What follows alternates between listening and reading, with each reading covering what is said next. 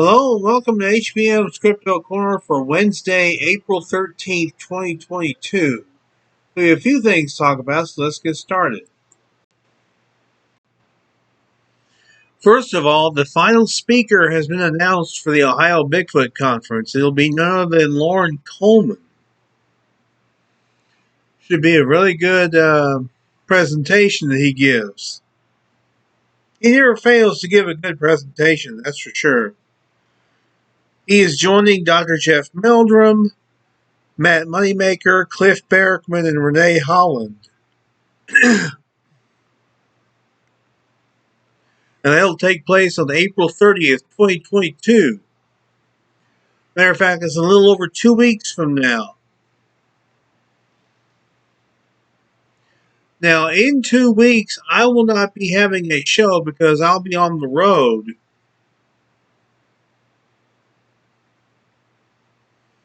So there will be a show next week, but there won't be one the week after.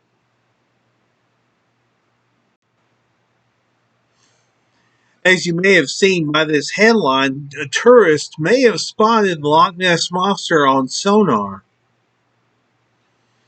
Here is the sonar image in question.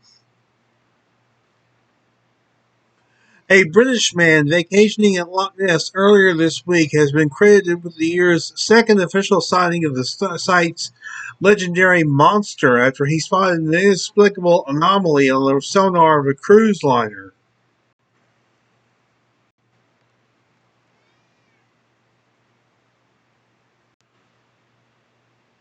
According to a local media report, Tom Ingram was on holiday at the iconic Scottish location this past Monday afternoon when he decided to embark on one of the many popular boat tours, which offer participants the chance to possibly catch a glimpse of Nessie.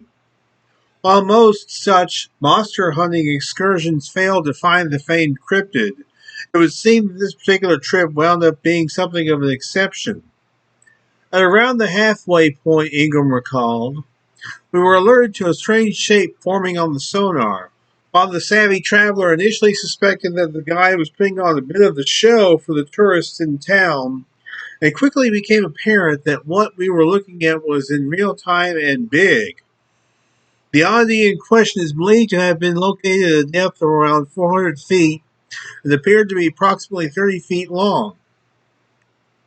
Intriguingly, it was also spotted in the same area of Loch Ness where a similar sonar sighting is believed to have occurred in the autumn of 2020.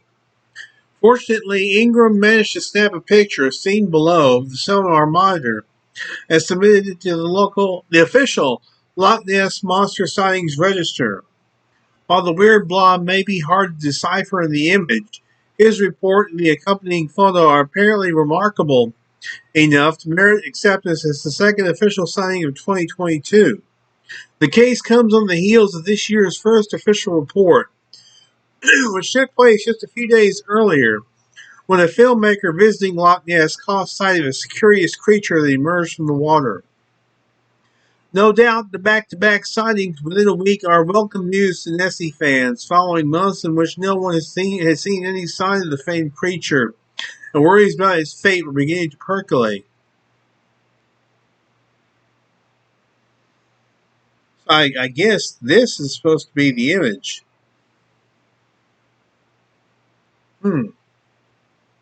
Very interesting. Is it Nessie? Who knows? Could be. It also could be a giant eel or something like that. Like I said, who knows? Finally, now here's something interesting. Was the chupacabra a military experiment? Could this be the only photo of a chupacabra in action? Looks almost photoshopped to me. Numerous people are usually fascinated by the story of the chupacabra, with speculations revolving around it as an unknown alien, animal, or military experiment that went sideways. It is not surprising to find other people thinking of the chupacabra as the basis of the HIV/AIDS virus. While the stories and theories concerning the strange chupacabra have traveled far and wide, there is no factual information. These stories bloom on the original person accounts of individuals who claim to observe it and not forget the very active imagination of the public. Now, this is most likely a mangy dog or a mangy coyote, not a true chupacabra. The chupacabra theory. Chupacabra came from a comedian in Puerto Rico known as Severio Perez, meaning goat sucker in Spanish. It originates from the animals reported drinking livestock blood, especially from goats. The original reports of this strange creature developed in 1975 into the global imagination after a series of livestock killings in Puerto Rico. Several rural villagers claimed that an unknown animal was killing their livestock in the early morning by cutting their necks. Additionally, witnesses reported hearing shrieking noises and flapping sounds similar to that made by a giant bird's wings. Initially, it was suspected that a satanic cult executed the destruction. Moreover, the original eyewitness reports defined a creature that looked like a lizard beast, nearly a tiny bear, with huge round eyes and sharp glowing quills on its back. This beast was reported to hop like a kangaroo, release a weird piercing cry, and drink blood like a bat. The chupacabra theory peaked more in 1995 when 8 sheep were found dead with puncture wounds on their chests in a triangular form. 20 years later, after the sightings of Vampire of Mocha, which was a case similar to the chupacabra, the press from Puerto Rico started again to report the sightings of mysterious beasts that attacked livestock. Other people from the island think that chupacabras are a genetic bioexperiment that got away from a secret laboratory. This is mainly because the military has continually had a massive presence since the 1930s across Puerto Rico, with bases on the island that utilized its research and development facilities for several classified projects. Further, the people claimed that it may have been a military experiment because the UFOs had been observed around the same time the discoveries of chupacabra were suspected. However, many are convinced that it is a military experiment that terribly went sideways.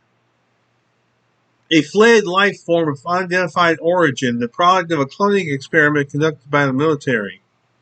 Chupacabra explained. A particular biologist claims that numerous sightings of chupacabra are possibly related to coyotes experiencing mange, which is a disease brought about by mites digging under the coyote's skin. This disease leaves these coyotes with risky hair loss, defined by individuals who insist on observing chupacabra.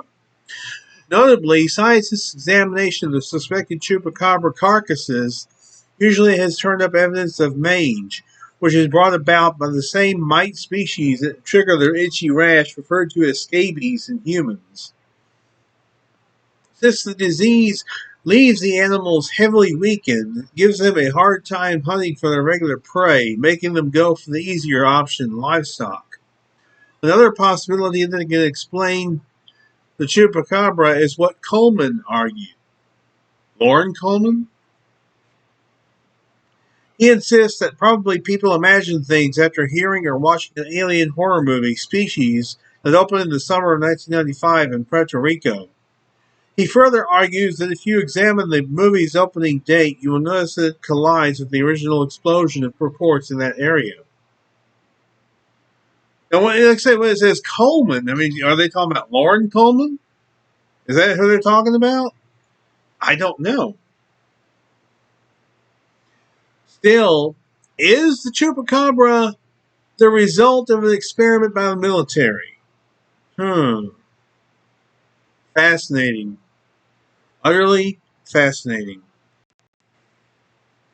And that's going to do it for this week. Well, thank you very much for tuning in. You guys are the heart of the show. I always say that, but I always mean it. I will continue to do this as long as you guys want me to. And hey, until next week, y'all be good or be good at HBM Cryptid-Corner.